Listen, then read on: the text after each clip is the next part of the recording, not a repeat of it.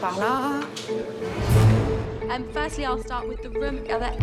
Y a-t-il des questions dans la salle? Yes, Oui, please. s'il vous plaît.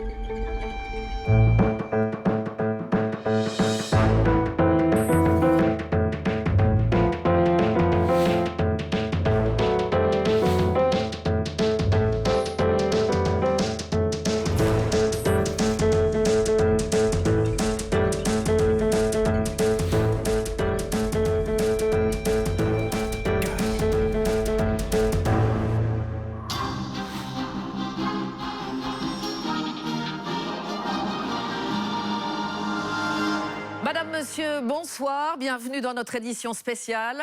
La nouvelle est tombée il y a quelques minutes, elle était redoutée depuis plusieurs jours. C'est maintenant certain, les agriculteurs ne toucheront plus un centime de la PAC, la politique agricole commune. C'était le deuxième plus important budget de l'Union européenne, quasi 400 milliards d'euros tous les 7 ans que les pays membres se répartissaient. Mais tout cela, c'est dorénavant fini. Véronique, vous êtes en direct du ministère de l'Agriculture. Comment les agriculteurs réagissent-ils à l'annonce de cette suppression des aides de la PAC? Eh bien, Élise, la colère est montée d'un coup ici à l'annonce de la suppression des aides PAC. Les tracteurs continuent d'arriver en nombre et les agriculteurs venus de toute la France déversent du lisier en quantité, comme vous pouvez le voir ici. Ils sont même en train d'allumer des feux dans la rue du ministère. Les pompiers sont déjà sur place. Ici, c'est vraiment en train de dégénérer, Élise. Regardez d'ailleurs ces images filmées il y a quelques minutes. C'est le bureau du ministre de l'Agriculture complètement saccagé. Véronique, on va vous retrouver dans un instant. La colère risque encore de monter, car on sait que 50% des fermes seront déficitaires sans la PAC et vont mettre la clé sous la porte. Et cela aura forcément des conséquences sur les consommateurs, car les agriculteurs vont augmenter leur prix de vente pour compenser cette perte de subvention. On le voit sur ces images, c'est déjà la ruée dans les supermarchés et certains rayons comme celui des féculents sont dévalisés avant que les prix n'augmentent. Véronique, la tension monte encore et les conséquences pourraient s'avérer dramatiques. Et oui, le risque, Élise, c'est la disparition de l'agriculture européenne. Dans les mois qui viennent, on va voir de plus en plus sur nos étals des tomates chinoises ou des pommes américaines. Je vous laisse, Élise. La situation est historique et complètement dystopique. Que les agriculteurs se rassurent, la fin de la PAC n'est pas prévue pour demain. Environ 55 milliards d'euros vont encore se déverser chaque année sur les terres de l'Union européenne. Mais bizarrement, cet argent ne va pas toujours aux agriculteurs. Monsieur le ministre, je suis maraîcher bio. Je produis plus de 50 tonnes de légumes par an. Par contre, je n'ai aucune aide de la PAC. Tous ces bénéficiaires-là, les 50 premiers, ils touchent chacun plus de 2 millions d'euros de subventions par an. Et parmi eux, pas un seul agriculteur. Dans le maquis corse, les animaux ne sont pas les seuls à prendre des libertés.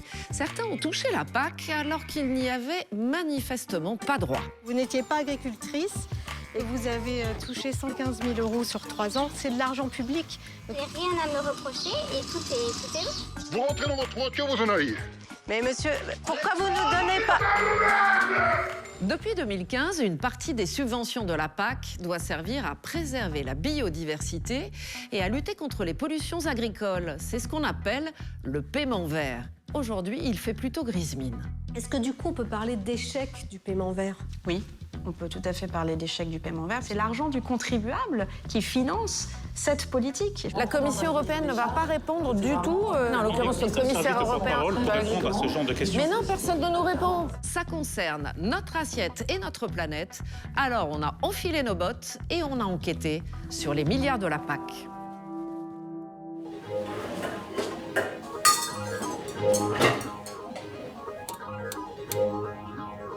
Pour comprendre la PAC, il faut d'abord se lancer dans la pâtisserie. Et pas n'importe laquelle.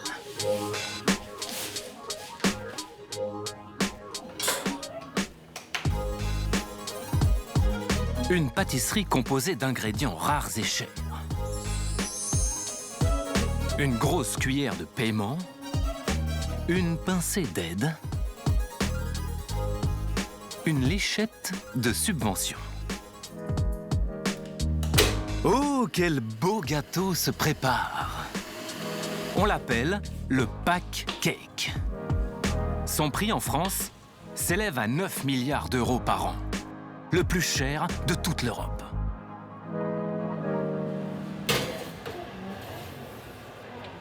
La France, championne des aides PAC. Normal, nous sommes le pays européen qui compte le plus de surfaces agricoles. La PAC, c'est donc un gros gâteau, mais quand vient le temps du partage, personne ne touche la même chose.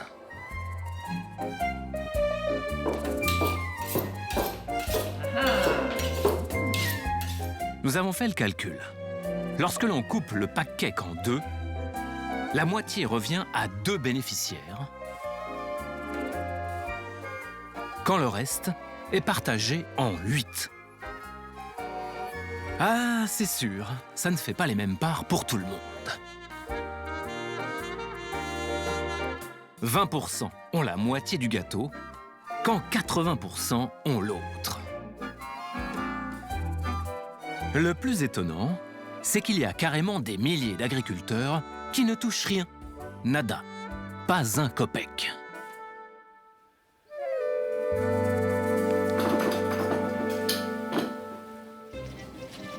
Alors, qu'est-ce qui ne tourne pas rond dans cette PAC pour que des agriculteurs n'en bénéficient pas?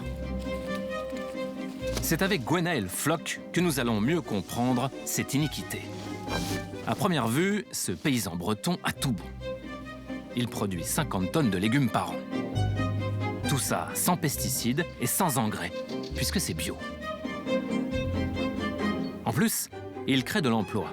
6 personnes travaillent dans ses serres. Allez, au boulot.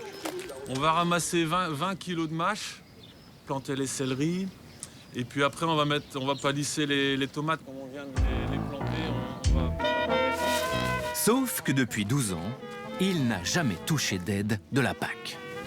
Il ne vit que de la vente de ses légumes et se verse un petit salaire, 1 250 € net par mois.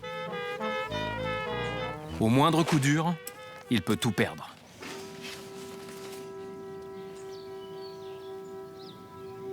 On a zéro filet de sécurité. La variable d'ajustement, c'est clairement le revenu. Le métier de paysan, c'est un métier qui est soumis à énormément d'aléas. On est énormément exposé au gel, aux sécheresses, aux tempêtes. Voilà. Encore plus en maraîchage, où on a des cultures très fragiles.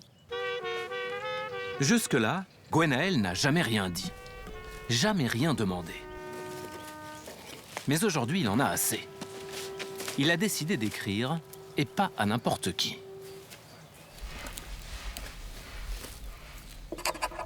Monsieur le ministre, savez-vous que vous êtes la 2e personne, après ma femme, avec qui je démarre une correspondance? Je suis maraîcher bio. Je cultive 0,5 hectares de culture sous abri. Par contre, je n'ai aucune aide de la PAC. Au plaisir de vous rencontrer et d'échanger. C'est avec émotion que Gwenaël espère un jour une réponse du ministre. En attendant, prenons un peu de hauteur. Pourquoi Gwenaël ne touche-t-il pas un sou de la PAC alors qu'il crée de l'emploi, qu'il prend soin de l'environnement et qu'il nourrit les hommes? Bien, pour répondre, faisons un peu de géométrie. Sachant que Gwenaël a 2 serres de 30 mètres sur 70 et une de 10 sur 45. C'est facile. Cela nous donne une surface de 4650 mètres carrés de culture, soit moins d'un demi-hectare. Loin, très loin de la taille moyenne des exploitations françaises. Quand on regarde la moyenne française des fermes, c'est 62 hectares. Ouais. Et moi, j'ai même pas 0,5 hectares. J'ai même pas un demi-hectare. Moi, Ouais. je suis une micro-ferme d'un point de vue des surfaces, ça c'est clair. Mais c'est quoi le rapport entre la taille de son exploitation et les aides agricoles européennes? Dans le financement de la PAC, eh bien, sachez que sur les 9 milliards d'euros distribués chaque année en France, 7,3 sont attribués selon la surface des exploitations. Bien sûr, il faut respecter certaines conditions environnementales de base. Mais que tu fasses de la qualité ou pas, que tu produises beaucoup ou pas, que tu crées de l'emploi ou pas, peu importe. Plus tu es gros, plus tu touches. Allons justement voir du côté des plus gros. Que représentent pour eux toutes ces subventions? Bon allez Véro, passe la seconde là. Sérieux. En 2020, parmi les 5 premiers agriculteurs qui touchent le plus d'aides, il y a 2 grands céréaliers et 3 éleveurs d'ovins caprins, autrement nommés moutons et chèvres. Ils touchent entre 400 et presque 500 000 euros par an.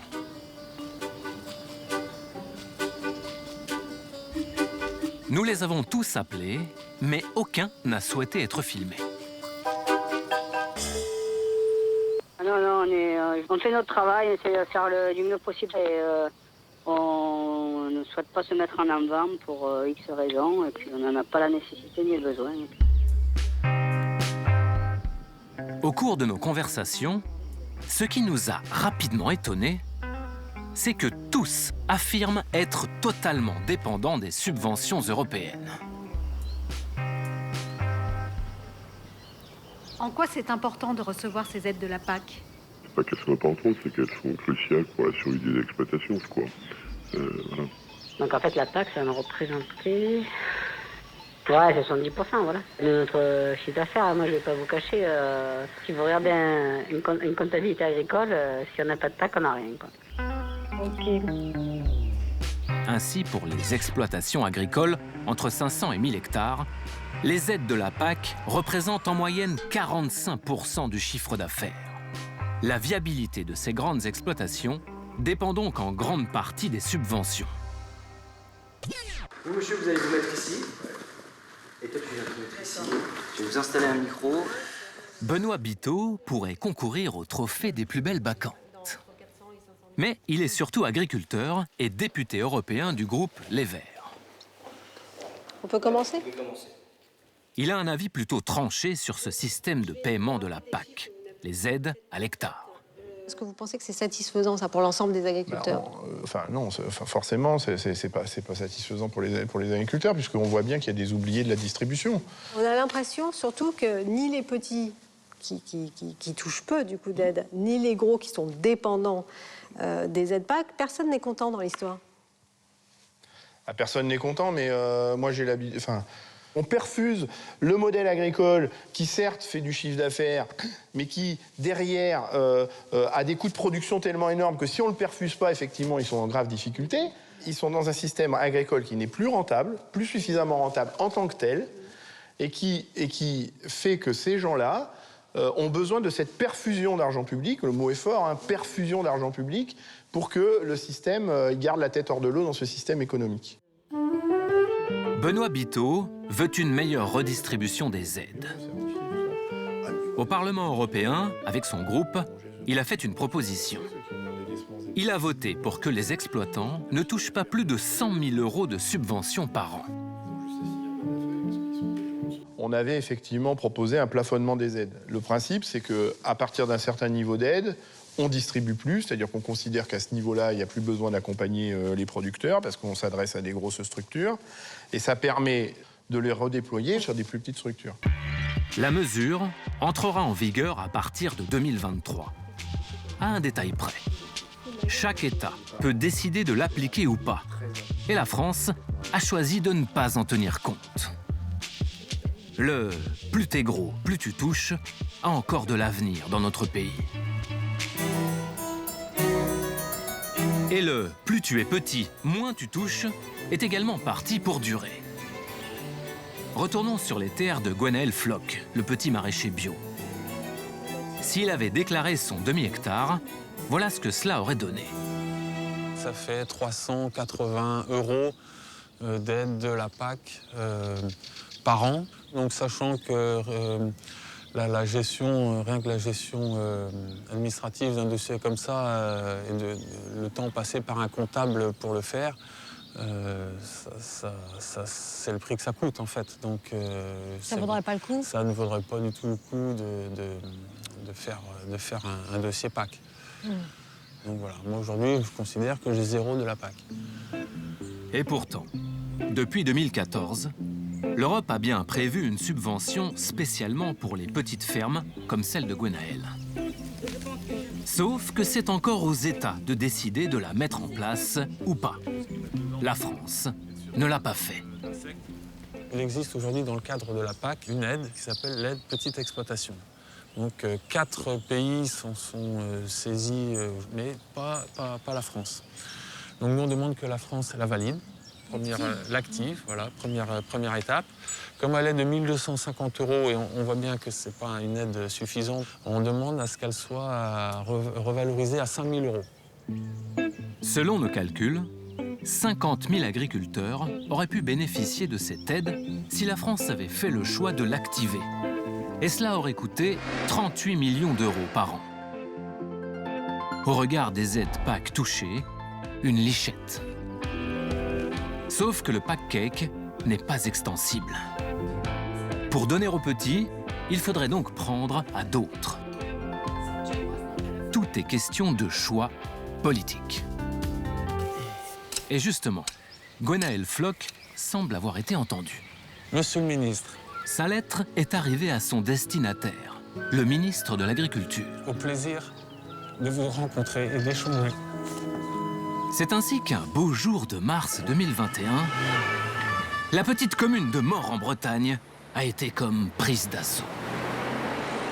Le ministre sera de ce côté-ci. Donc ce que je vous propose, c'est de vous mettre en face. Le ministre de l'Agriculture, Julien de Normandie, arrive en grande pompe. Les journalistes sont parqués en rang serré. Et dans une serre, on a installé une vaste table. D'un côté, la Confédération paysanne, qui réclame à minima que la France active l'aide européenne aux petites fermes. De l'autre, un ministre qui ne veut froisser personne, ni les gros, ni les petits. Et je pense qu'il n'y a pas de choix à faire entre petites fermes et grandes fermes. Moi, je défends tous les modèles. Donc moi, toutes les solutions que je peux trouver pour faire en sorte que Gwenaëlle, vous pouvez demain développer votre activité, je suis le premier à le souhaiter. Et merci à Nicolas. Mais s'il n'y a pas de choix à faire entre les petites et les grandes fermes, où l'argent va-t-il être trouvé? Nous avons quelques instants pour poser la question à Julien de Normandie. Ça nécessite, si on fait ça, de ne pas faire d'autre chose. Le budget de la politique agricole commune, c'est un budget fini. Donc ça nécessite de ne pas faire d'autres choses, de ne pas mettre les financements dans d'autres choses. Et c'est ça qu'il nous faut faire. C'est un équilibre. Justement, ceux qui aujourd'hui, en plus, est-ce qu'ils auront envie de redistribuer aux autres qui ont moins? C'est ça le problème. Dans ce cas-là, vous êtes obligé de prendre quelque part. Mais, après quelques mois de réflexion, le ministre de l'Agriculture n'activera pas l'aide européenne qui aurait permis aux petites fermes de toucher 38 millions d'euros. Tout au plus, il a prévu à partir de 2023 une aide spécifique pour seulement 3500 petits maraîchers comme Gwenaëlle. Selon les estimations du ministère de l'Agriculture, elle s'élèverait à 10 millions d'euros par an. Pourquoi Julien de Normandie a-t-il opté pour une aide à minima qui ne concerne même pas toutes les petites exploitations? Nous aurons forcément une réponse, puisque le ministre nous a promis une interview en bonne et due forme. Pourtant, quelques mois plus tard, quand Élise contacte la conseillère communication du ministre, ça coince. Bonjour, je ne peux pas vous répondre pour l'instant. N'hésitez pas à m'envoyer un SMS. Merci beaucoup. Au revoir. Oui, bonjour, c'est Élise Lucet, France 2, Cache Investigation. Si vous aviez la gentillesse de me rappeler, puisqu'on a eu un accord de principe il y a 1 an maintenant pour avoir une interview de Monsieur de Normandie à propos de la PAC. Merci beaucoup. Au revoir. Allez, on retente. À la fin de votre message, si vous souhaitez le modifier, tapez dièse. Je suis désolée, mais là, ça commence à devenir un peu urgent. Donc, j'attends vraiment une réponse de votre part. Merci infiniment. À très vite. Au revoir. Des semaines sans réponse. Mais après de multiples messages, Oui, allô? la conseillère rappelle. Ah, je suis ravie de vous entendre. Merci, désolée, j'étais très occupée ce matin et en réunion. Non, non, je vous disais ça parce que je crois que mon premier texto doit dater à peu près du 21 mars et que j'ai pas encore entendu le son de votre voix, mais enfin, je suis vraiment ravie. Oui, je vous ai appelé en fait par rapport à l'interview du ministre pour laquelle on a un accord de principe depuis 1 an. Qu'est-ce qui vous semble possible en termes d'emploi du temps maintenant? Sur le fond du sujet, on a évidemment de quoi vous répondre sur l'ensemble des thèmes que vous développez dans le reportage. Donc c'est vraiment pas un sujet. D'accord. En fait, si vous voulez, j'ai ce sujet du remaniement, c'est juste ça. Non, parce que vous comprenez, pour moi en tout cas, faire un sujet sur la politique agricole commune en France sans le ministre de l'Agriculture, bah, ça semble tout simplement injouable. Sur le principe, on est alignés. D'accord. Il n'y a aucun sujet pour répondre à au sujet auquel il faut répondre. J'ai un problème de calendrier. Très honnêtement, je pensais que ça irait plus vite. Donc on attend que le remaniement ait lieu, on se contacte le plus rapidement possible en fait, c'est ça? Voilà, exactement. Bon, bah, j'attends votre appel au plus vite. Merci, à très vite. On garde espoir. Il ne reste plus qu'à attendre le remaniement. 26 jours après l'élection d'Emmanuel Macron, le président de la République a nommé. Le gouvernement est enfin annoncé. Surprise! Julien de Normandie n'est plus ministre. Il a décidé de prendre la clé des champs. Aujourd'hui, je prends décision personnelle et familiale en souhaitant pouvoir consacrer plus de temps à mes proches et à ma famille. Et nouvelle surprise, Julien de Normandie a changé d'avis. Il ne souhaite plus participer à cette interview. Attention, Julien! Dommage. Avec sa nouvelle vie, il aurait pourtant eu du temps à nous consacrer. Résumons. Le gâteau des aides européennes ne peut pas grossir. Et ce sont les grandes exploitations agricoles qui sont les mieux servies. Mais il y a encore plus surprenant. En France, certaines parts ne sont même pas destinées aux agriculteurs. Des parts très généreuses.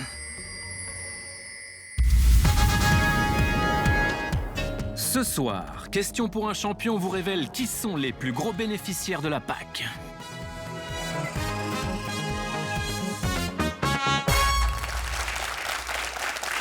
Bonsoir, bonsoir à tous. Nous jouons ce soir avec Véronique, Grégoire, Sophie et Julien. Question numéro 1. Quel est le premier bénéficiaire métropolitain de la PAC? Julien? Un agriculteur qui produit des céréales. Eh non, Julien, non. Sophie? Un éleveur? Non plus, Sophie, bien essayé. Ah, Grégoire? C'est Séraphaël. Eh oui, bravo Grégoire, franchement, chapeau. C'est la plus grande coopérative de fruits et légumes de France. Vous connaissez sans doute la marque de chou-fleur Prince de Bretagne. Eh bien, c'est eux, c'est Séraphaël. Et c'est donc le grand gagnant de la PAC. En 2019, imaginez-vous, ils ont touché plus de 19 millions d'euros. Question numéro 2. Vous êtes prêts? Un autre grand gagnant de la PAC, quel est le nom de cette maison de champagne fondée à Reims? J'ai même pas donné la date. Le 1er mars 1827. Véronique, vous êtes trop forte. La réponse? Moum. Bravo vraiment, Véronique, pour votre célérité, votre rapidité. Moum, comme vous dites, appartient au groupe français Pernod Ricard, le numéro 2 mondial des vins et spiritueux. Moum a touché en 2019 presque 3 millions d'euros de subventions de la PAC. Attention, question numéro 3. Quel est le nom de cette collectivité territoriale installée à Basse-Terre et spécialisée dans l'administration publique générale? Sophie? Le Conseil régional de la Guadeloupe. Bravo, Sophie. Vous remportez 3 points. Et oui, même les régions touchent des subventions de la PAC. Et en 2019, la Guadeloupe a touché 5,7 millions d'euros de subventions. Merci à vous. On se retrouve peut-être bientôt pour une autre manche. Donc là, on peut voir qu'il y a une coopérative, une grande maison de champagne, le conseil régional de la Guadeloupe. Quand vous voyez ça, qu'est-ce que vous en pensez? Ces groupes-là que vous affichez font partie de la liste des 50 premiers bénéficiaires de la PAC en France. Aurélie Catalot travaille pour une association qui a le mérite d'avoir un nom explicite. Pour une autre PAC. Elle milite pour une plus juste redistribution de l'argent des subventions. Cette liste, elle regroupe uniquement des bénéficiaires qui touchent plus de 2 millions d'euros d'aide de la PAC par an. Et parmi ces 50 bénéficiaires, on n'a pas un seul agriculteur. Pas un seul agriculteur. Et ça vous paraît normal qu'il ne soit pas parmi les 50 premiers bénéficiaires de la PAC française? Non, pour la politique agricole commune, c'est quand même étrange. Son association a enquêté sur certains de ces gros bénéficiaires et sur l'utilisation qu'ils font des subventions. Et une fois qu'il en est là, pour nous, c'est globalement assez peu légitime qu'il y ait de forts montants de subventions de la PAC qui aillent à des grands groupes comme ceux-là. Pourquoi? Les groupes dont on parlait là, ce sont essentiellement des transformateurs, des distributeurs, des gens qui vont utiliser l'argent de la PAC pour faire de la communication, pour avoir plus de performances économiques, pour viser l'exportation. Mais de manière générale, ce dont on a besoin, c'est essentiellement d'assurer la production agricole grâce aux agriculteurs. C'est eux qui, au bout du compte, produisent notre alimentation. Après tout, eux, ils vont dire qu'ils en ont besoin de cet argent. Qu'est-ce que vous en pensez, vous? Est-ce qu'ils en ont besoin ou pas besoin de cet argent? Je ne suis pas sûre qu'ils disent qu'ils en ont besoin. Ils vont peut-être dire que c'est légitime de leur donner de l'argent, mais par contre, quand on voit le ratio entre la subvention de la PAC et leur chiffre d'affaires global, on voit bien qu'ils n'en ont financièrement pas besoin. Et d'ailleurs, lors d'une enquête que nous avions produite, les patrons d'un grand groupe de Champagne eux-mêmes reconnaissaient sans problème que sans subvention de la PAC, ils auraient quand même mis en œuvre les actions pour lesquelles ils ont reçu la subvention. C'est pas eux les fautifs. Les fautifs, ce sont les décideurs politiques qui continuent réforme de la PAC après réforme de la PAC à décider de règles de la PAC qui permettent d'avoir ce genre de bénéficiaires. Vous l'avez compris, ce gâteau de la PAC à 9 milliards d'euros par an pour la France viendrait nourrir des acteurs économiques qui sont déjà rassasiés. Mais dans la politique agricole commune, il y a plus embarrassant. Certains joueraient carrément les pique-assiettes.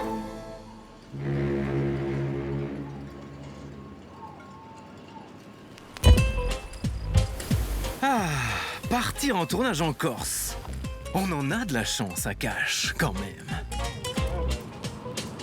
Bon, d'accord. Il faut rouler à 2 à l'heure sur des routes hyper sinueuses. Mais quand même, les Corses sont connus pour leur hospitalité. La mairie, vous la voyez là, la mairie. Il y a une piste qui monte. Vous prenez la piste, vous faites 200 mètres, il y a la baraque qui est en bas. D'accord. Enfin, pas toujours. Une fois, après je vous le dis plus. Hein. Vous rentrez dans votre voiture et vous vous en allez. Faut dire qu'on ne partait pas sur l'île pour faire le GR20, mais pour enquêter sur des histoires de fraude, d'abus, aux aides PAC, bien sûr. De l'argent public qui aurait été détourné, et parfois, il faut bien le reconnaître, avec une belle inventivité. Au départ, il y a une injustice. Vous vous rappelez les aides liées à la surface? Eh bien, avant 2015, alors que sur le continent, les agriculteurs pouvaient toucher jusqu'à 330 € par hectare, en Corse, c'était en moyenne 90 € l'hectare. Des aides à minima, liées à la géographie et au mode d'élevage de l'île. Monsieur Colombani. Bonjour. Une inégalité de traitement qu'a longtemps combattu Joseph Colombani, ancien président de la Chambre régionale d'agriculture corse et grand défenseur de l'élevage, le type de production qui domine sur l'île. Cette non-reconnaissance, elle était pesante pour les agriculteurs corses? Elle était mortelle, tout simplement mortelle. Pourquoi? Parce qu'en Corse, on est sur des systèmes expansifs, alors que ce qui était valorisé, payé, reconnu par la PAC, c'est des systèmes productivistes, dans des systèmes fermés, intensifs. Voilà, c'est aussi bête que ça. Oui, c'est-à-dire que vous, vos bêtes, elles se nourrissent de la ressource spontanée qu'elles trouvent absolument, qu'elles trouvent à l'extérieur, sous les chênes, sous les châtaigniers, dans les arbousiers, dans les fruits, dans la ressource arbustive, etc. Ou l'herbe, tout simplement. De l'herbe aussi, bien entendu. Oui. Pour l'Europe, les charmes de la Corse ne rentrent pas dans le cadre. Mais en 2015, Stéphane Le Foll, alors ministre de l'Agriculture, va changer la donne. l'enveloppe PAC de la Corse passe de 14 à 36 millions d'euros. Elle permet aux agriculteurs de toucher en moyenne 240 euros par hectare. Ça a été une très bonne nouvelle, parce qu'au-delà de l'aspect financier, c'était la reconnaissance de notre savoir-faire, de notre travail, de nos parcours, de notre histoire. Est-ce qu'il y a eu aussi des gens qui ont profité du système? Alors, plus vous êtes gros, plus vous touchez, et on ne vous demande pas de produire pour autant. Oui. Donc, à partir de là, ce n'est pas un problème, malheureusement, que corse, hein. C'est un problème européen. Il y a eu, en Corse comme ailleurs, un effet d'aubaine. Cet effet d'aubaine, il a surtout été révélé en Corse, car certains propriétaires en ont fait les frais. C'est sur le continent que nous avons rencontré l'un d'eux. Enfin, l'une. Mais dites-moi, elle vous manque pas la Corse, là, quand même? Non, pas vraiment. Pourquoi? Parce qu'en Corse, il y a trop de choses cachées dans lesquelles il ne faut pas aller mettre son nez. Son nez, Marie-France l'a quand même mis dans ces choses cachées. C'est comme ça qu'elle a découvert que des agriculteurs déclaraient des terres appartenant à sa famille, mais sans son autorisation. Ah bah ouais. Alors, mon village, il s'appelle Frassetto. À la française? À la française, c'est Frassetto. D'accord. Et comment ça se prononce en Corse, Frassetto. On n'accentue pas sur la dernière syllabe. Frassetto. Frassetto. Ben voilà, il faut surjouer. Oh! Et tu veux que je parle avec l'accent? À Frassetto, sur sa terre natale, elle entend au départ de simples rumeurs. Certains de ses voisins agriculteurs se seraient accaparés les 150 hectares de sa famille. Donc vos parcelles, elles sont là, c'est ça? Les parcelles de toute la famille, elles sont à peu près là. Comme Marie-France est du genre tenace, elle vérifie auprès du service administratif qui enregistre les déclarations PAC des agriculteurs. Au bout de 2 ans de démarche, elle reçoit ce courrier. Vous nous avez sollicité pour savoir si les parcelles dont vous êtes propriétaire sont déclarées par un exploitant agricole. Après expertise, je vous informe que les parcelles sont portées sur la déclaration de surface PAC 2018 de monsieur machin. C'est hallucinant, quoi. En tout, 4 voisins éleveurs, qui n'avaient donc pas l'autorisation de la famille, ont pu toucher, c'est une estimation, 36 000 euros par an chacun. En quoi ça vous pose un problème que des agriculteurs déclarent vos terres puisque vous-même, vous ne les déclarez pas? Parce que c'est quand même totalement frauduleux. Il n'y a pas d'activité d'élevage agricole sur cette terre. Il n'y a aucune raison qu'elle soit éligible à des subventions. Parce qu'en fait, ils ne l'exploitaient même pas? Non, pas du tout. Non, il sur cette terre, il la déclarait et il ne faisait rien. Donc ça veut dire que la terre, elle devient juste un numéro de parcelle qui va permettre de toucher de l'argent. Ça en fait juste une valeur financière. Marie-France et sa famille sont parvenus à mettre un terme à cette situation. Aujourd'hui, les éleveurs ne touchent plus d'argent public. Mais comment se fait-il que ce soit aussi facile pour un agriculteur de déclarer des terres dont il n'est ni propriétaire ni locataire? C'est simple. Partout en France, lorsqu'un agriculteur remplit sa déclaration PAC auprès de l'administration, il n'a besoin d'aucun justificatif. Inutile d'apporter la preuve d'un quelconque bail ou accord. L'agriculteur déclare une terre et voilà. D'ailleurs, un bail oral est même accepté. Salut, je peux mettre mes vaches sur ton terrain? Ok, pas de problème. Top là.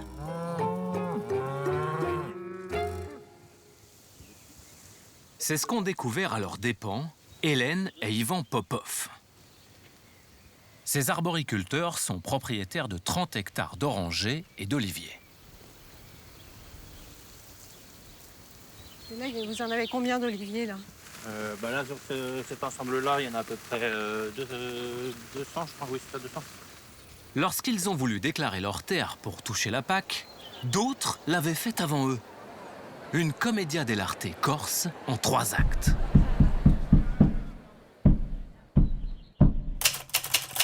Acte 1. Un jour, les Popov voient arriver sur leur terre des vaches en liberté. En Corse, on appelle cela de la divagation. Grâce à ces vaches squatteuses, certains éleveurs en profitent pour déclarer le terrain et donc toucher la PAC. Le fait de laisser divaguer ces vaches, ça permet de dire, vous voyez, ce terrain, en fait, je l'exploite bien. Voilà. C'est ça? Mais oui. Et du coup, de le déclarer. Voilà. Acte 2. L'éleveur aux vaches squatteuses affirme que les Popov, les propriétaires, lui ont bien donné leur accord. On nous a accusés, l'administration nous a accusés d'avoir fait un bail oral. Avec des gens qui faisaient de la divagation et qui... On nous affirmait que c'était des agriculteurs auxquels on avait donné un droit. Il fallait donc qu'on apporte la preuve de ce qu'on n'avait pas fait. Eux, ceux qui déclaraient sans votre autorisation, disaient mais ils nous ont donné une autorisation orale, c'est ça? Parole contre parole. On est vraiment d'abord surpris, quoi. Vraiment, vraiment surpris. Nous, comme agriculteurs, on n'a jamais imaginé que les choses pouvaient se dérouler de cette manière-là. Ça sortait de notre imagination. On ne pouvait pas imaginer ça. Quoi faire? Et qu'est-ce que vous faites? Et ça prend combien de temps? On réfléchit, et le temps qu'on réfléchisse, on est pris de court, puisqu'on nous assigne. Acte 3. Ceux qui les assignent, ce sont les propriétaires des vaches squatteuses. Carrément. Mais comme ils n'apportent pas la preuve qu'ils peuvent exploiter les terres des Popov, les Popov finissent par gagner devant les tribunaux. Fin de l'histoire. Sauf qu'elle va attirer l'attention de l'Office de lutte antifraude, l'OLAF. Cet organisme européen va se pencher sur cet imbroglio corse et débusquer d'autres affaires. Paraît que ça a été un vrai boulot de forçat d'enquêter sur l'île, mais qu'ils ont fini par apprivoiser le bestiaire corse. Et finalement, sortir un rapport. Alors, on les appelle. Bonjour l'OLAF, on voudrait le rapport. Bide. Alors on insiste pour une interview. Rebide. Alors, on fait autrement. Et à force de le chercher partout, ce rapport, eh ben, on l'a trouvé. Glissé discrètement dans notre sac. Déjà, ils ont dû en baver, les enquêteurs, pour mentionner noir sur blanc dans le rapport leur difficulté de conduire une enquête en Corse. Mais enfin, ça valait le coup. Car eux, ce qu'ils ont trouvé, ce sont carrément des particuliers qui se faisaient passer pour des agriculteurs afin de toucher la PAC. Madame X ne serait pas, contrairement à ses déclarations, agricultrice, mais gestionnaire d'un village de vacances dans la plaine orientale au sud de Bastia. D'après l'OLAF, pendant 3 ans, cette dame a indûment touché un peu plus de 115 000 €. Nous avons voulu lui demander comment c'était possible d'avoir une exploitation agricole et d'exercer un autre métier en même temps. Pour cela, on a sillonné la Corse d'ouest en est, où elle habite dorénavant et où elle est devenue agente immobilière.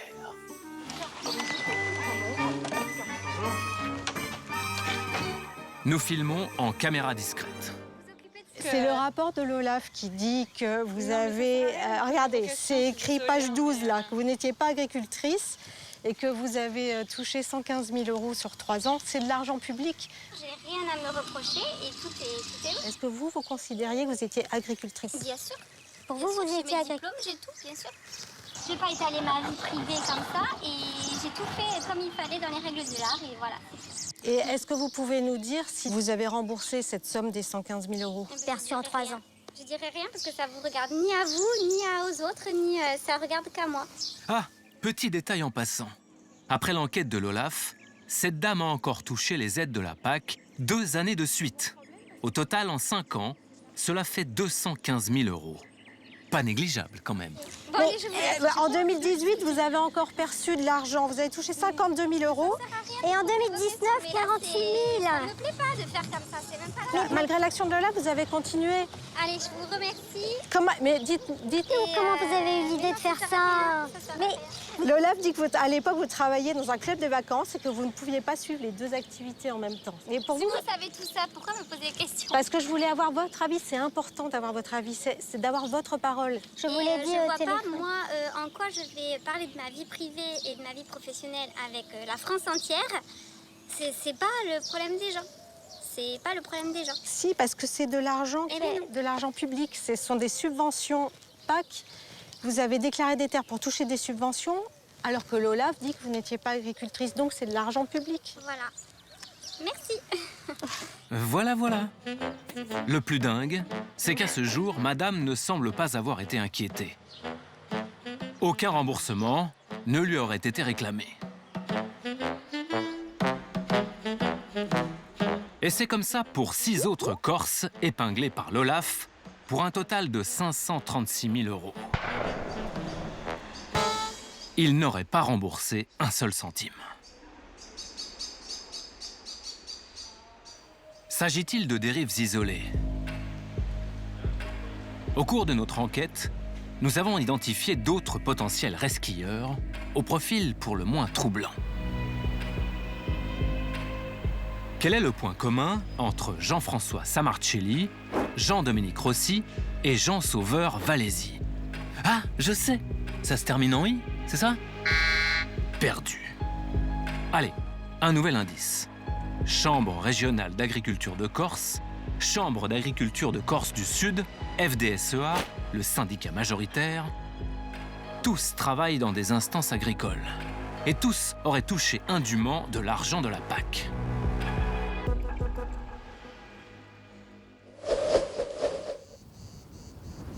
Le désert des Agriates, au nord de l'île. Le plus vaste site naturel protégé du littoral corse. 5700 hectares de maquis qui appartiennent au Conservatoire du littoral. Ok, c'est magnifique. Mais c'est quoi le rapport avec notre histoire de subvention de la PAC? Eh bien, pendant 5 ans, Jean-François Samarcelli y a déclaré 142 hectares.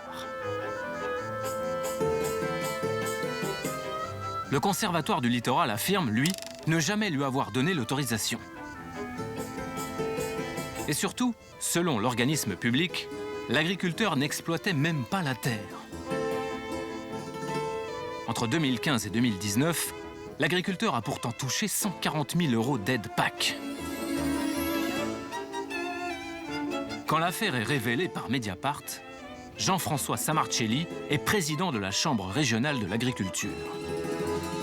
Difficile donc pour ce dirigeant agricole de dire qu'il ignorait les règles d'attribution de la PAC.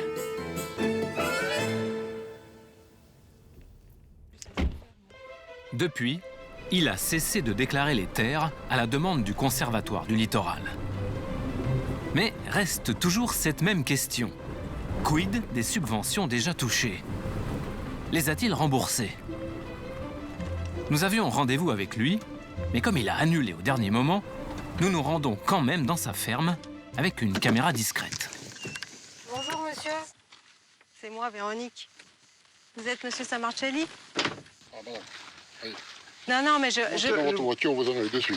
Monsieur Samarcelli... C'est pas moi, c'est pas... Monsieur Samarcelli... C'est pas moi, je vous le dis, c'est pas moi. Comment ça, c'est pas moi? C'est pas moi, c'est pas lui. On se serait planté? Mais... Je vous l'ai dit une fois, après je vous le dis plus. Hein. Vous rentrez dans votre voiture et vous en allez. Mais monsieur... En fait, on l'apprendra plus tard, mais en est tombé sur son frère, qui est aussi son associé dans l'exploitation familiale, qui a touché les aides de la PAC. Mais monsieur, pourquoi vous ne donnez pas... Ok, on s'en va.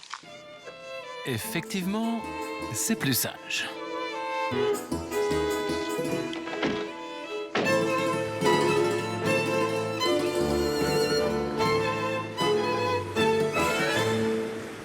Nous appelons Jean-François Samarcelli, le bon cette fois-ci. Oui, allô? Oui, bonsoir monsieur Samarcelli, c'est Véronique. Bonsoir monsieur, c'est Véronique Blanc, l'appareil. Ouais, écoutez, j'ai bien réfléchi, hein. Ça, ils vont les agréates m'ont coûté cher. Ça nous a fait beaucoup de mal à ma famille et moi. Moi, je veux plus revenir sur cette affaire. Je suis désolé, mais ça va. Hein. C'est bon, nous en avons eu assez. Voilà. Et alors, oui, j'entends ce que vous dites, mais monsieur Samarcelli, j'ai des questions. J'ai pas la force là. Voilà, je vous dis franchement, j'ai pas la force. Oui, je comprends, mais écoutez-moi. On a été très impactés. Il faut me laisser tranquille. Vous direz ce que vous voudrez sur mon compte. J'ai eu ma conscience tranquille, ma conscience avec moi. Vous racontez ce que vous voudrez. Que j'ai pas voulu, que je dis non, que je refusais, ce que vous voulez. Non, justement, on ne dit pas ce qu'on veut. Alors qu'en est-il d'un éventuel remboursement des sommes touchées? Ça, c'était la principale question que nous voulions lui poser. Vous faites votre vie, Non, on fait la nôtre. je comprends. Voilà, mais monsieur Samarcelli, il faut que vous me disiez si... je pense qu'il est important que vous... Après nous avoir coupé la chic, Jean-François Samarcelli nous a écrit. Il affirme d'une part avoir bien exploité les parcelles des agriates et d'autre part n'avoir jamais perçu les primes de façon indue. Sous-entendu donc, il n'aurait rien à rembourser. Nous vérifions cette histoire de remboursement auprès de l'organisme qui verse les aides de la PAC, l'ASP, l'Agence de services et de paiement. Et leur réponse est, comment dire, compliquée. Seule phrase intelligible, il n'est pas possible de communiquer des données individuelles. Et aucune disposition ne permet de fonder des actions en recouvrement. En clair, rien n'est prévu du côté de l'administration en France pour que les fautifs remboursent. Ce sont donc des centaines de milliers d'euros qui s'envolent des poches de l'État français.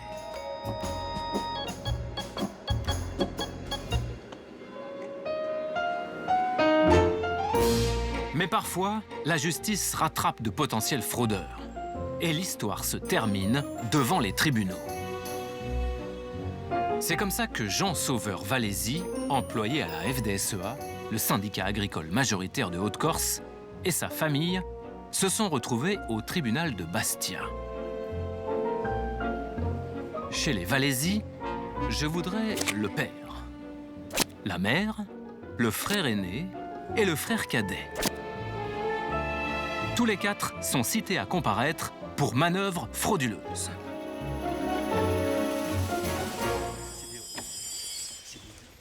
Ce qui leur est reproché, avoir, en mettant en place un dispositif de fraude consistant à créer 3 exploitations fictives, trompé l'agence de services et de paiement pour un montant total de 727 087 € et 7 centimes.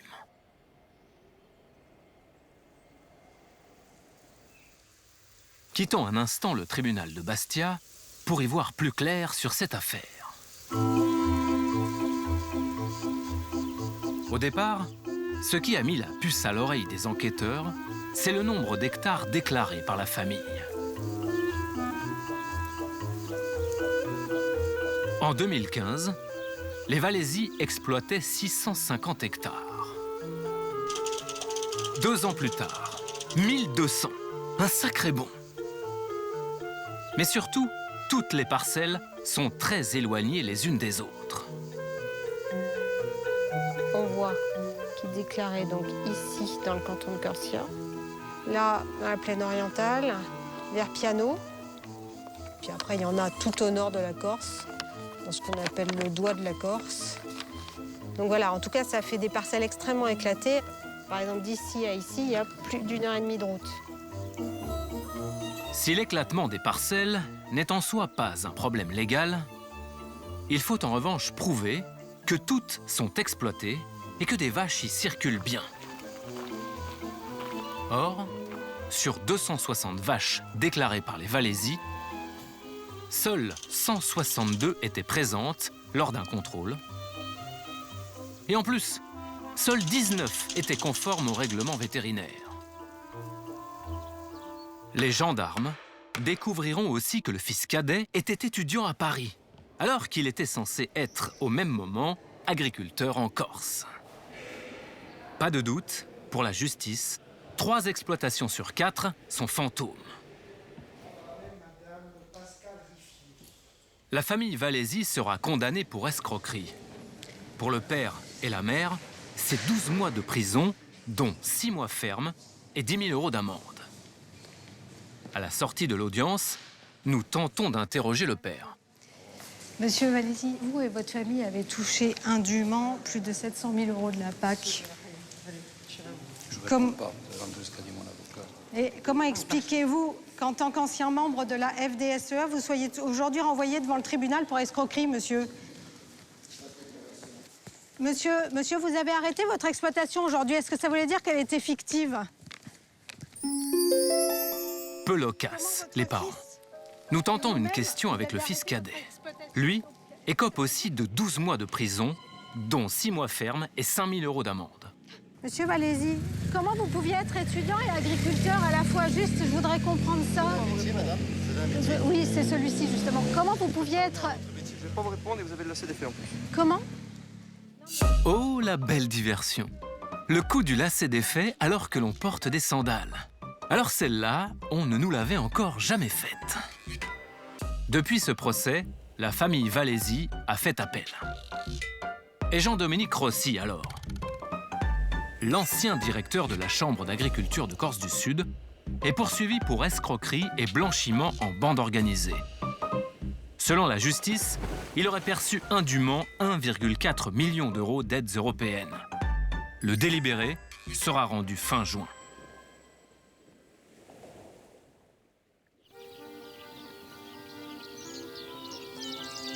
Après ces dérives corses, voyons grand. Pensons avenir et écologie. Car depuis peu, l'argent de la PAC, ça doit aussi servir à ça. Protéger l'environnement, favoriser la biodiversité, bref, verdir l'agriculture. Alors d'accord, la fin du paiement à l'hectare n'est pas pour demain. Mais ça y est, les agriculteurs sont enfin rémunérés en fonction de leurs actions écologiques. Quelle bonne idée! Problème, cette révolution verte a coûté des milliards d'euros et au final, s'est évaporée dans la nature.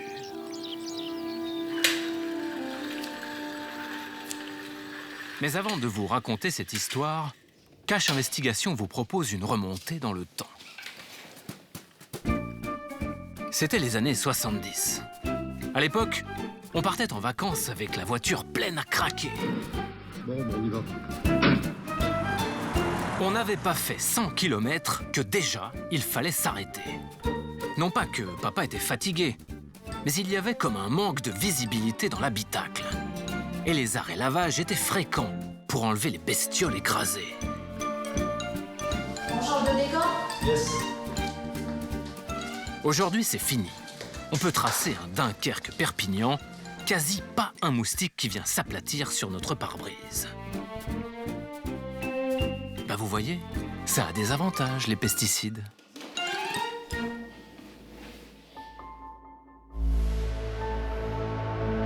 Sauf qu'il y a aussi les excès de nitrate, les excès d'ammoniac, les gaz à effet de serre. Les études scientifiques sont formelles, l'agriculture intensive, ça pollue. En 2015, l'Europe se réveille enfin. La Commission européenne propose une mesure inouïe. La PAC sera dotée d'un paiement vert pour pousser les agriculteurs à devenir plus écolos. Au total, il y a 96 milliards d'euros sur 8 ans à la clé. À l'époque, Faustine Bas-Desfossés travaille pour une ONG qui milite pour une PAC plus verte. C'est la première fois, finalement, qu'on a dans l'histoire une politique environnementale avec autant d'argent, finalement. Et pour la France, c'est combien? Pour la France, c'est 2 milliards d'euros par an. Par an? Par an. Donc c'est énorme. C'est énorme, c'est énorme. On peut obtenir énormément avec ce montant. D'ailleurs, au départ, les ambitions sont immenses. La Commission propose que 30% du budget du premier pilier soit alloué à des pratiques bénéfiques pour le climat et la biodiversité. En particulier, que 30% permettent contribuer à lutter contre le déclin de la biodiversité, à lutter contre le réchauffement climatique et à lutter contre l'appauvrissement des sols. Pour toucher ce pactole à 96 milliards, les agriculteurs européens doivent verdir leurs pratiques. Ça passe par 1. Maintenir les prairies. 2. Diversifier les cultures.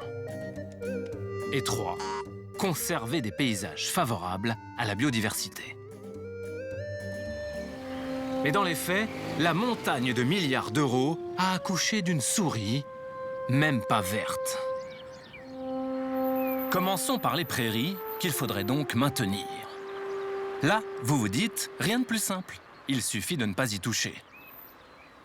Pourtant, la Commission a trouvé un moyen pour affaiblir sa propre mesure. Marker.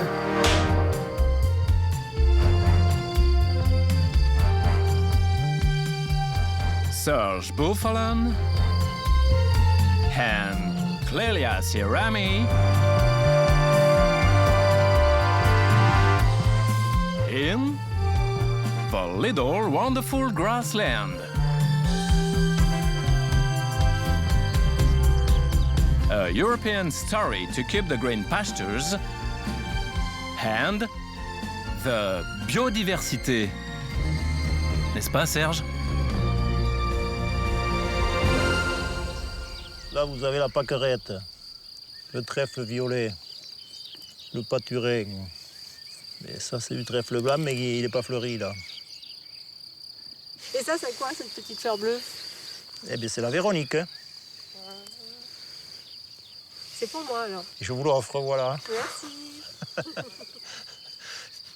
Mais dans cette prairie, il y a facilement 30 ou voire plus de plantes différentes. Oui, on peut monter jusqu'à 60 espèces. Ce genre de prairie, c'est ça qu'il faut maintenir. Tout bêtement parce que c'est bon pour la planète. Car qui dit variété de plantes, dit variété d'insectes, dit variété d'oiseaux. Et comme les oiseaux mangent les insectes, cela fait comme un pesticide naturel qui profite aux agriculteurs du coin.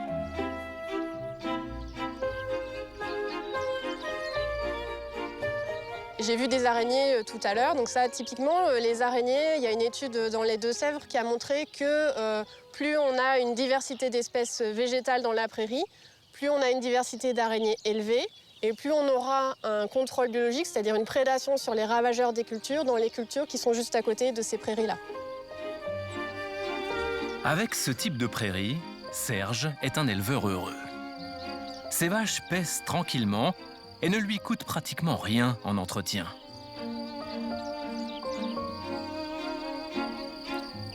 Sauf que la PAC autorise aussi ça. Le retournement des prairies. C'est-à-dire le labour et le fait de ressemer. Fini les prairies fleuries.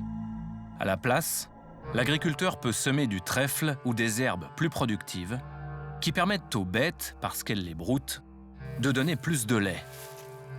En voici une qui appartient à un autre éleveur, mais il n'a pas voulu nous parler. Quand on transforme une prairie comme celle de Serge en une prairie comme celle d'ici, qu'est-ce que ça a comme conséquence? Le nombre d'espèces est beaucoup plus réduit. Là, il y a 2 espèces dominantes. Le rail gras et le trèfle. Et le fait de labourer et de semer va générer une perte de 50% des espèces d'insectes qu'on trouve dans le sol. Pourquoi un agriculteur, il retourne sa prairie, il l'ensemence, et pourquoi il la transforme comme ça? C'est quoi son but? Mais parce que le but de l'agriculteur, c'est de produire davantage. Il va peut-être produire 25 litres par jour, alors que moi, je n'en produirai que 18 ou 20. Le problème, c'est qu'aux yeux de la PAC, une prairie comme celle de Serge ou une prairie comme celle-ci, c'est la même chose. Elles permettent toutes deux d'être logées à la même enseigne. Et donc vous, Serge, vous touchez le paiement vert par rapport à votre prairie. Oui, oui. Mais l'agriculteur qui a cette prairie, même si elle n'a pas la même tête, est-ce qu'il touche le paiement vert aussi? Oui, oui, bien sûr. Ouais. Un agriculteur qui fait ce choix-là et un agriculteur qui maintient une prairie naturelle sans la retourner vont tous les deux toucher le paiement vert de la même façon. Ah, j'en vois 3 ou 4 qui se demandent si les autres conditions pour toucher le paiement vert ne vont pas aussi être piétinées. Autant vous le dire tout de suite, ça va être pire. Poursuivons notre promenade et examinons le deuxième critère. Lui aurait pu être très intéressant, mais là, des députés européens ont complètement sabré la proposition de la Commission.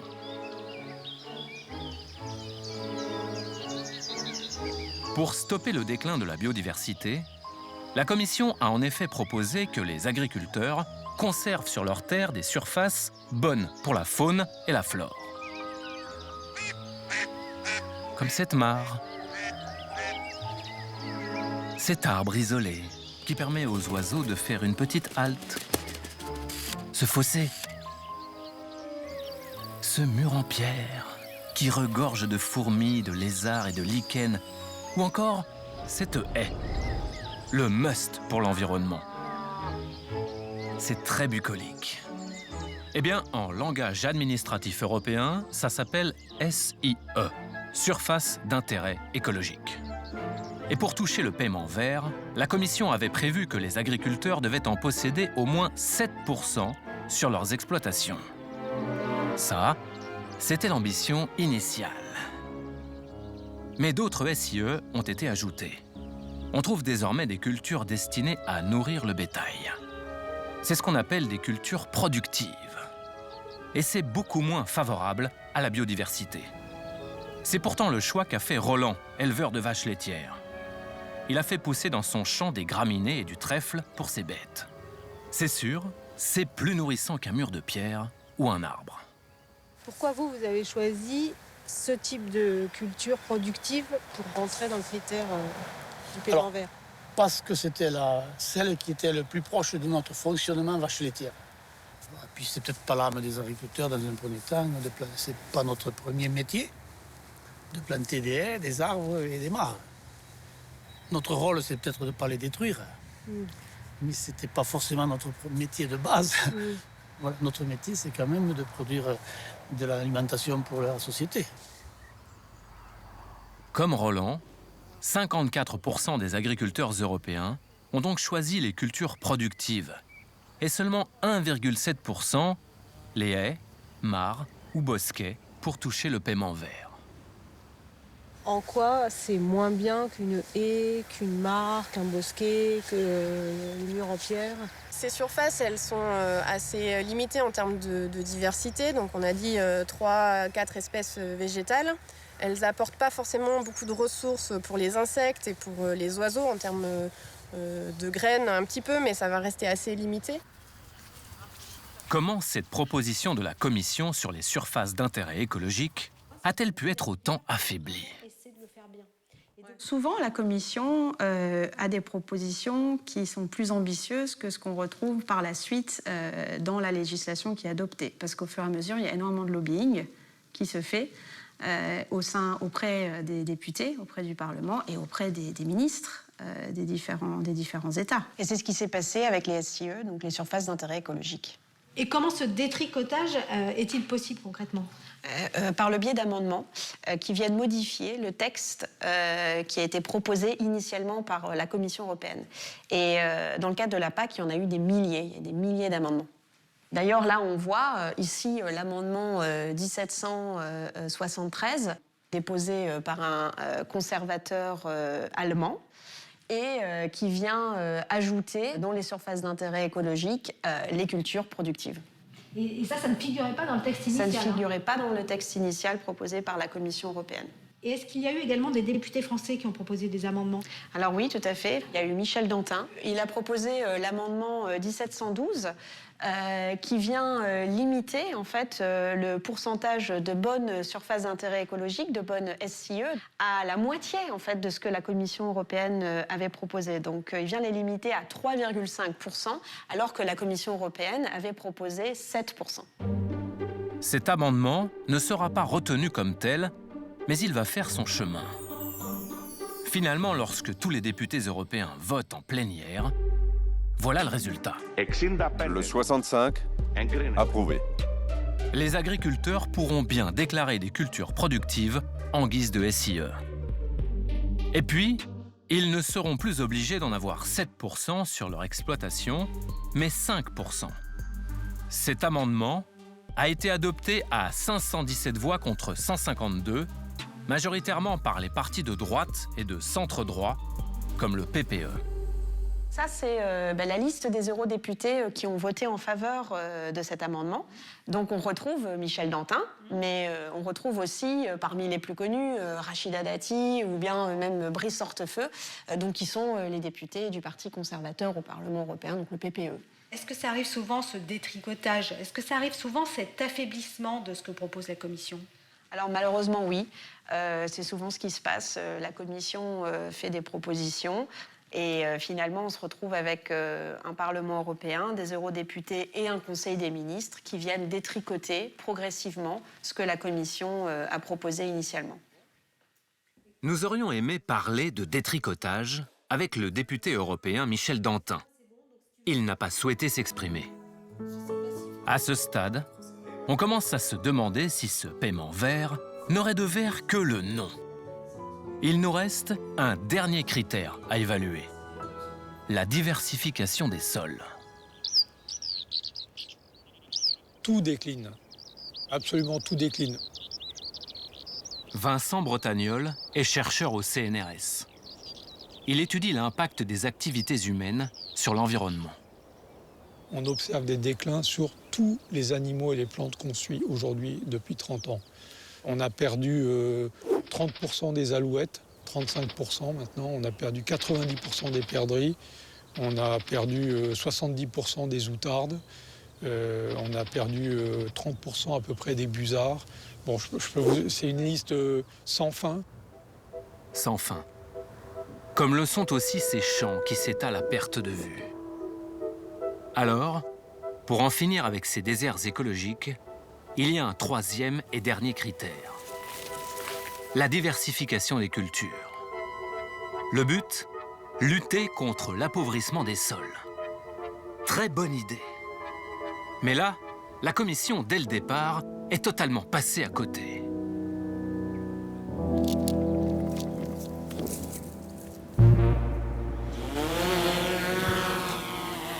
Pour une vraie diversification, voilà ce qu'il aurait fallu faire. Une prairie, du pois, du colza, du tournesol, de l'orge, du blé, du maïs, de la luzerne ou du raie gras.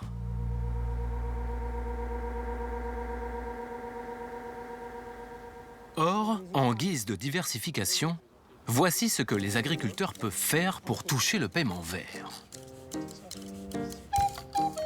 Les exploitations entre 10 et 30 hectares doivent cultiver 2 espèces différentes. Et celles de plus de 30 hectares, 3 minimum. Dans tous les cas, la culture majoritaire ne doit pas dépasser 75% de l'ensemble. Résultat, en Europe, globalement, la mosaïque des cultures n'a que peu de couleurs. D'une année sur l'autre, les parcelles tournent, mais comme une valse à 3 temps. Blé, orge, colza. Blé, orge, colza. Blé, orge, colza. Blé, orge, colza. Est-ce que ça signifie diversifier pour vous? Non, ça signifie simplement éviter la monoculture. Voilà. Alors on peut toujours... Donc c'est du greenwashing, une sorte de Oui, greenwashing. c'est du greenwashing. On peut toujours rétorquer que 2 cultures c'est mieux qu'une, que 3 c'est mieux que 2. Là-dessus, il n'y a pas de problème. Par contre, si l'objectif c'est de maintenir une diversification, un allongement des rotations en vue d'améliorer soit la biodiversité, soit la qualité des paysages, la qualité des sols, non, le compte n'y est absolument pas. Et donc le paiement vert n'aura aucun effet pour améliorer le statut de la biodiversité dans les milieux agricoles. Vincent, vous ne croyez pas si bien dire. Même la Cour des comptes européenne arrive exactement au même constat sur ce paiement vert, finalement pas si vert. En 2020, sa conclusion est sans appel. Le verdissement n'a suscité des changements dans les pratiques que sur quelques 5% de l'ensemble des terres agricoles de l'Union européenne. 5% de verdissement pour 96 milliards d'euros injectés. Est-ce que du coup, on peut parler d'échec du paiement vert? Oui, on peut tout à fait parler d'échec du paiement vert puisqu'il n'apporte aucune amélioration de la biodiversité et du climat. Alors que je rappelle, la PAC nous impacte tous les jours. C'est une politique publique. C'est mon argent, c'est votre argent, c'est l'argent du contribuable qui finance cette politique. Certes, c'est de l'argent qui va aux agriculteurs, mais c'est de l'argent du contribuable. Donc, elle est censée répondre à des objectifs communs, à des objectifs publics. Et donc, l'environnement, la lutte contre la perte de la biodiversité, la lutte contre le réchauffement climatique, la protection des sols font partie de ces objectifs publics, de ces objectifs communs. Bon, c'est raté pour le paiement vert. À partir de 2023, il sera remplacé par un nouveau système appelé éco-régime. Sera-t-il plus efficace en matière d'environnement? Plus vertueux pour la biodiversité qui ne cesse de décliner? On l'espère. Car il va coûter 1,7 milliard d'euros par an, rien que pour la France. Vous vous en doutez, nous avons sollicité la Commission européenne. Pendant 1 an, nous avons tout tenté pour obtenir une interview du commissaire européen à l'agriculture, Janusz Wojciechowski. Nous aurions aimé l'interroger sur ce détricotage du paiement vert et les 96 milliards d'euros pour 5% seulement de verdissement. Nous allions forcément obtenir une réponse. C'est tout de même de l'argent public des contribuables européens. Eh bien, la Commission a refusé de s'exprimer. Nous décidons de nous rendre à Bruxelles pour poser nos questions lors d'un événement pour lequel nous nous sommes accrédités. Ça se passe dans cet hôtel de luxe. Le commissaire à l'agriculture aurait dû participer à cette conférence sur les aides aux petites fermes. Mais comme il a annulé, alors ça doit être par là. Nous allons tenter notre chance auprès de l'un de ses bras droits, Pierre Bascou. Depuis 25 ans, à la Commission européenne, il est aujourd'hui l'un des plus hauts responsables en charge de l'agriculture. First of all, I would like to thank, the organizers, for giving me the possibility today to speak about, access to finance for smaller farmers. À la fin de son intervention, ça tombe bien, c'est le moment des questions. Y a-t-il des questions dans la salle? Oui, s'il vous plaît.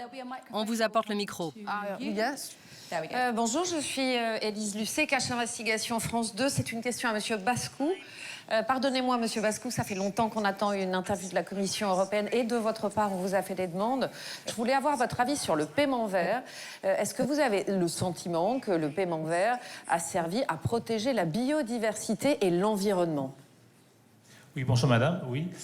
Effectivement, nous pensons que le paiement vert a contribué à améliorer la performance environnementale de l'activité agricole.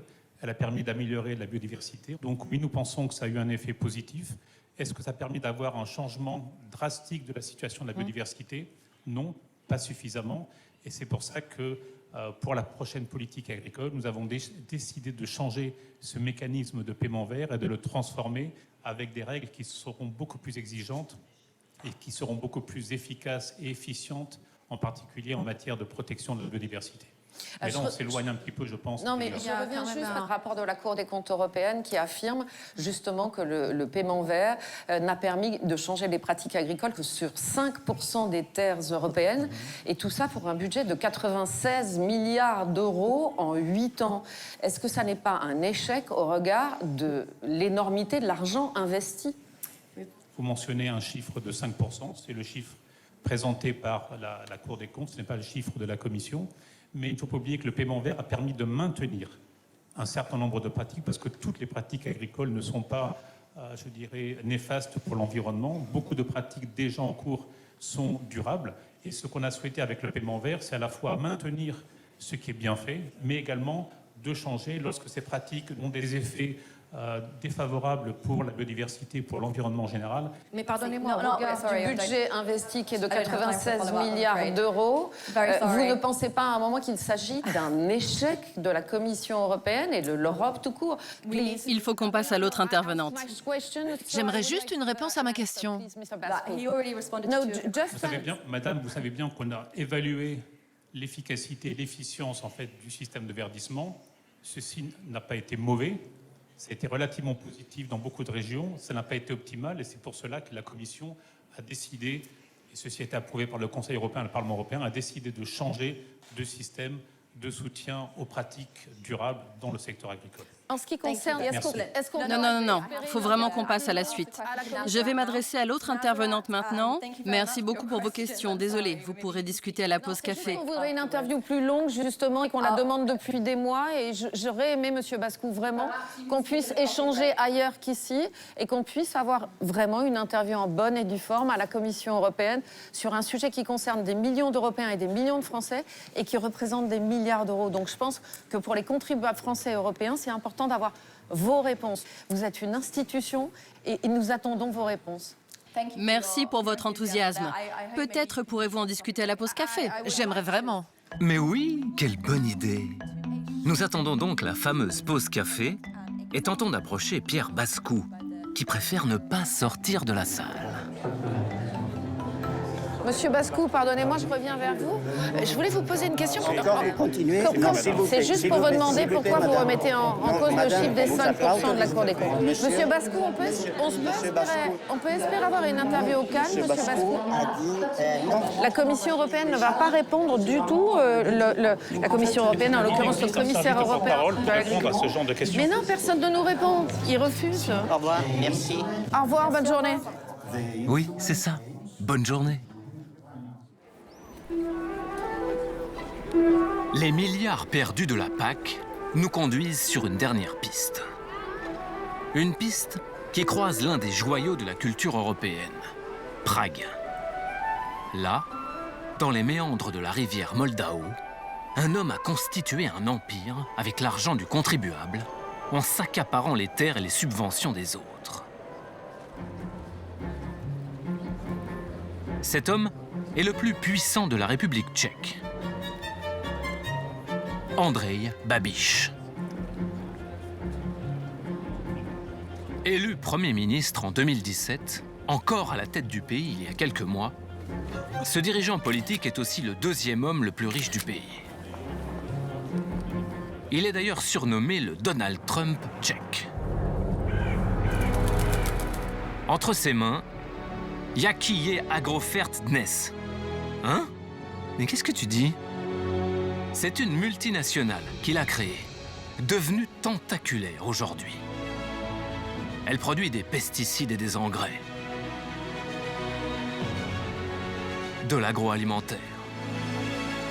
Elle a des salariés à foison, 31 000. Une armée de moissonneuses-batteuses. Et surtout, une centaine d'exploitations agricoles. En tout, plus de 70 000 hectares de terre. Nous sommes Agrofer. Résultat, Agrofer est le plus gros bénéficiaire PAC de l'Europe. Plus de 43 millions d'euros d'aide en 2020. Mais nous allons voir que cette holding a parfois fait grossir ses fermes avec de drôles de méthodes.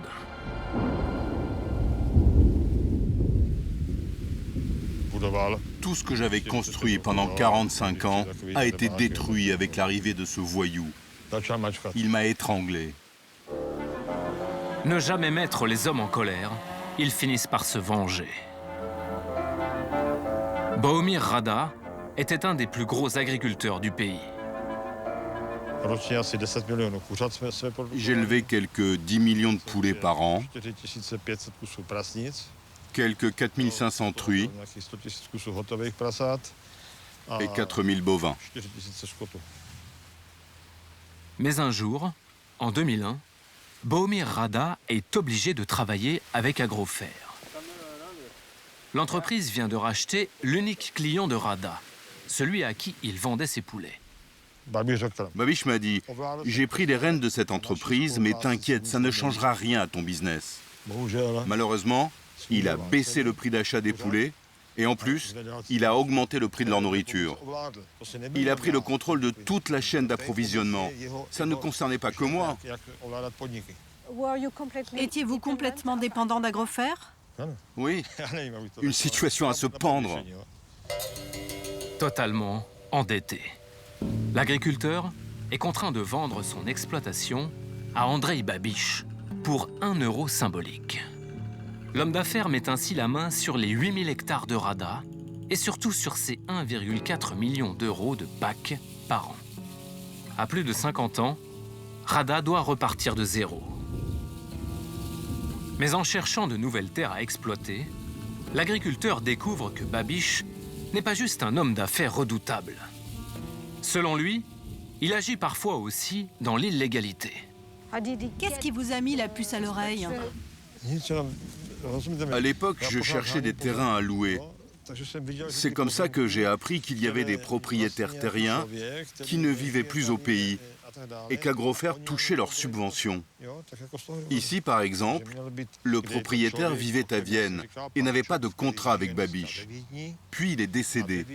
Pourtant, Babiš cultivait ses terrains et surtout, il touchait ses subventions européennes. C'est un fait. Et quelqu'un a-t-il protesté contre cet accaparement? Non. Ce sont des propriétaires qui ne vivent pas en République tchèque, ou alors qui sont décédés. Les successions ne sont pas réglées. Et comme les gens se disent que Babiš est derrière tout cela, ils laissent tomber. Rada, lui, décide de ne pas en rester là. Il alerte un journaliste. Celui-ci commence à enquêter. Les gens ne veulent pas se confronter à Babiš. Rada, si. Rada n'avait pas peur.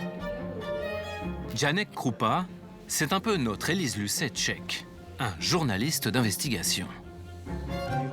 Grâce à Rada, il découvre que l'homme d'affaires, Andrei Babiš, s'approprie les terres des autres en toute impunité. Si vous utilisez quelque chose qui n'est pas à vous, c'est une infraction pénale. Si vous voyez une voiture abandonnée dans la rue, pouvez-vous la prendre? Non. Un vélo abandonné, est-ce que vous pouvez le prendre? Non. Et s'il y a une terre abandonnée, est-ce que vous pouvez la prendre? Agrofer, oui. En République tchèque, contrairement à la France, pour toucher la PAC, il faut fournir à l'administration l'accord du propriétaire. Toutes ces données sont en accès libre. Le journaliste décide de les exploiter. L'État publie une liste des terres dont la trace des propriétaires est perdue.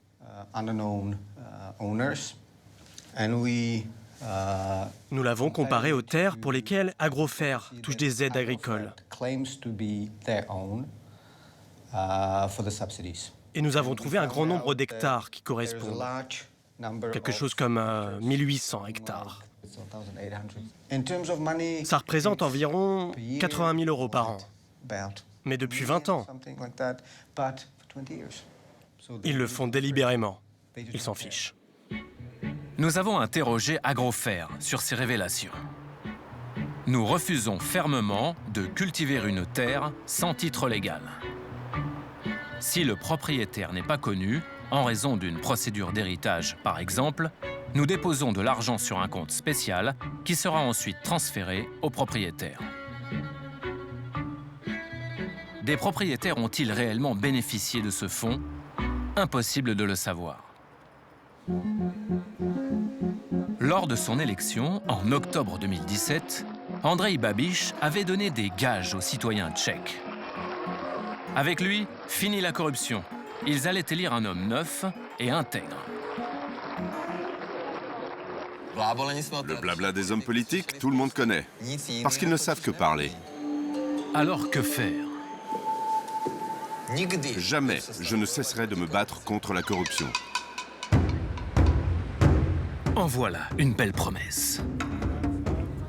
Mais elle n'aurait pas été tenue.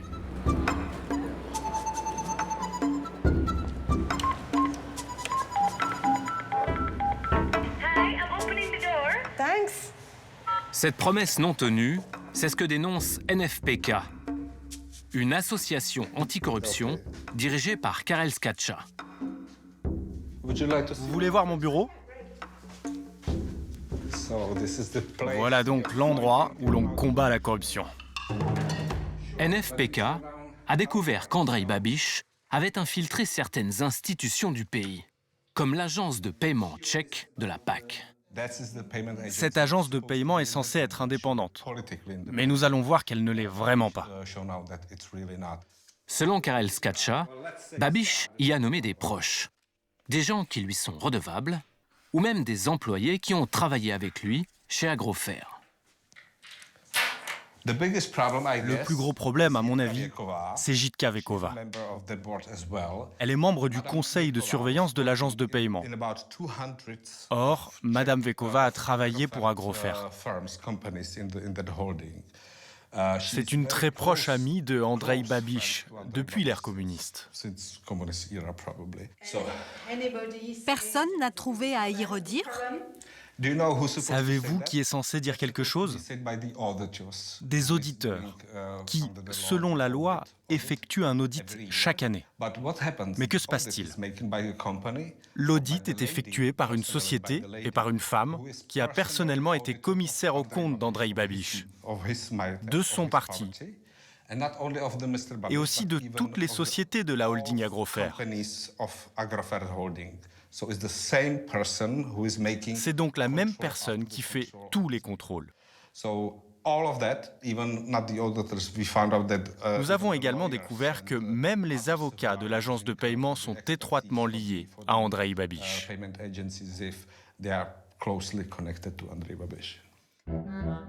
Andrej Babiš contrôlerait donc l'agence de paiement. Mais ce n'est pas tout. Le Premier ministre aurait carrément violé une loi tchèque qui interdit les conflits d'intérêts. Cette loi exige que les élus se retirent de leur business le temps de leur mandat. Officiellement, Andrej Babiš a donc renoncé à sa multinationale, Agrofer, lorsqu'il est devenu chef du gouvernement tchèque. Sauf qu'en fait, il a créé deux trusts, AB Private Trust 1 et AB Private Trust 2. Deux trusts qui lui permettraient de contrôler en sous-main Agrofer et donc de continuer à toucher indirectement des subventions européennes. L'association Transparency International dépose une plainte auprès de la Commission européenne en 2018 pour conflit d'intérêts.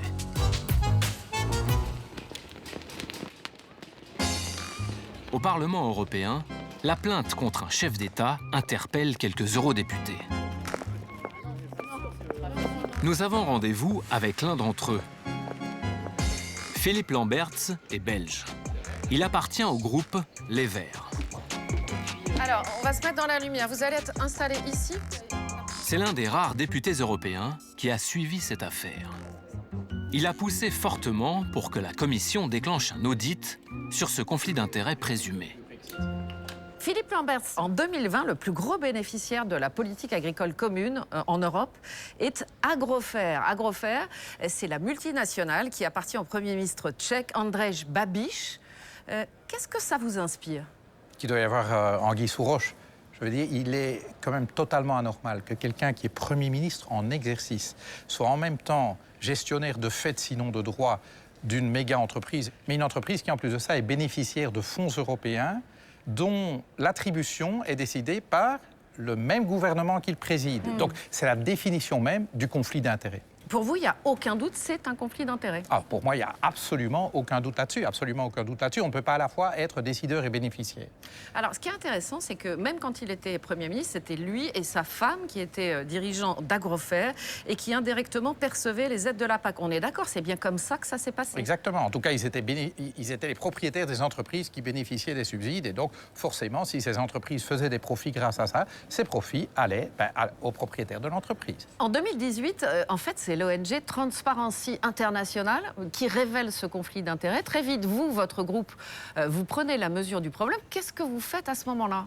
On lâche pas l'os. Qu'est-ce que vous voulez qu'on fasse? Nous essayons d'alerter nos collègues. Les députés? Les députés, nos collègues des autres groupes politiques. Et qu'est-ce qui se passe? Alors, initialement, c'est circulé, il n'y a rien à voir. C'est, ah bon, il y a quelque chose? Enfin bon. Pourquoi?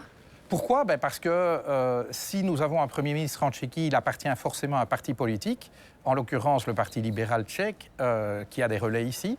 C'est le groupe politique libéral, auquel appartient d'ailleurs le parti du président Macron.